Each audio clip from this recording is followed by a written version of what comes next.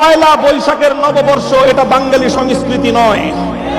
পয়লা বৈশাখের নববর্ষ বাংলাদেশের সংস্কৃতি নয়। এই বৈশাখ মাসের সংগণনা শুরু করেছিল আকবর বাদশাহ আকবর। এই ইতিহাস আমরা সকলেই জানি। ফসলের হিসাব অনুযায়ী খাজনা আদায়ের সুবিধার্থে বৈশাখ থেকে চৈত্র পর্যন্ত 12 মাসের সংগণনা শুরু করেছিলেন বাদশাহ আকবর, মোগল সম্রাট। বাদশাহ আকবর বাংলাদেশের কোন শাসক ছিলেন না। বাদশাহ আকবর শুধু কলকাতারও শাসক ছিলেন না।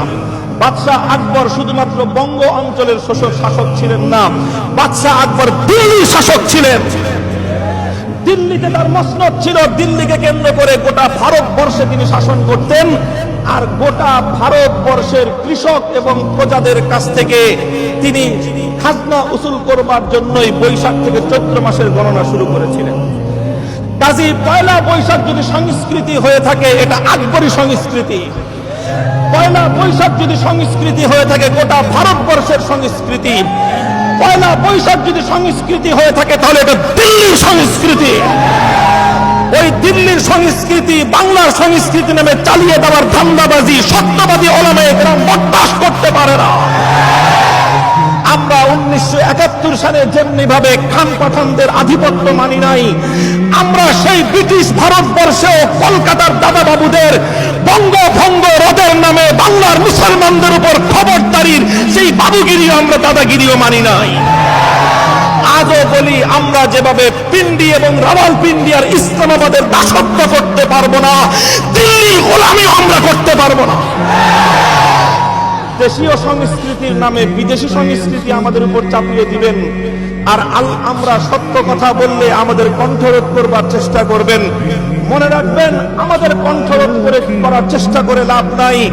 ওলামায়ে উম্মত আল্লাহর পয়গম্বরের পক্ষ থেকে মিরাসাতে নববীর দায়িত্বপ্রাপ্ত হয়ে এই কথাগুলো বলে। কি হয়েছে? আমাদের কণ্ঠরোধ করার চেষ্টা করেছেন। আমাদেরকে বলেছেন আমরা যেন পয়লা বৈশাখের বিরুদ্ধে কথা না বলি। আলহামদুলিল্লাহ, দেশের 3.5 লক্ষ মসজিদের মিম্বার থেকে পয়লা বৈশাখের শিরকি সংস্কৃতির বিরুদ্ধে আওয়াজ উচ্চারিত হয়েছে কি হয় নাই? আল্লামা জুনায়েদ বাবুনগরী পয়লা বৈশাখের হিন্দুয়ানি সংস্কৃতির বিরুদ্ধে কথা বলেছেন কি বলেন নাই? জাতির রাহবার, উম্মতের অবিসংবাদিত মহান আধ্যাত্মিক নেতা আল্লামা আহমদ শফি পয়লা বৈশাখ নামক শিরকের বিরুদ্ধে কথা বলেছেন কি বলেন নাই? কাজেই তালিকা কয়জনের করবেন? তালিকা কয়জনের করবেন? তালিকা 15 জনের করে লাভ নাই। 16 কোটি মানুষের তালিকা করেন।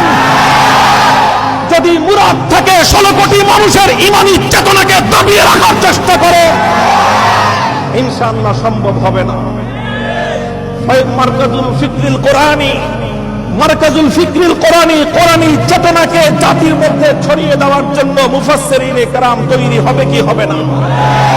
আমাদের পূর্বে শাইখুল হাদিস বলতেন, মুফতি আমিনী রহমাতুল্লাহি আলাইহি বলতেন, সৈয়দ ফজলুল করিম পীর সাহেব চরমনাই বলতেন, তারা চলে গেছেন কিন্তু তাদের কণ্ঠ স্তব্ধ হয়ে যায়নি।